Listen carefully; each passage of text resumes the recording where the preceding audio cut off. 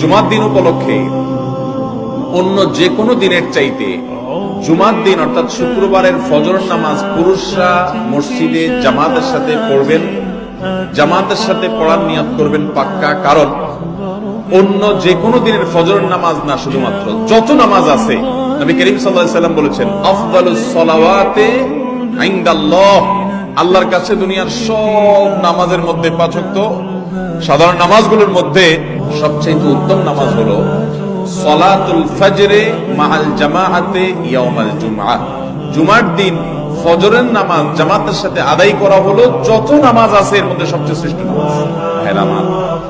প্রত্যেক বৃহস্পতিবার আসলে সন্ধ্যার সময় প্রতিজ্ঞা করব, সপ্তাহের অন্য দিন যদি আমার ত্রুটি বিচ্যুতি হয় আমি সেটাকে কারেকশন করার চেষ্টা করব, কিন্তু শুক্রবার ফজরটা পুরুষ হিসাবে আমি জামাতের সাথে পড়বই পড়বো।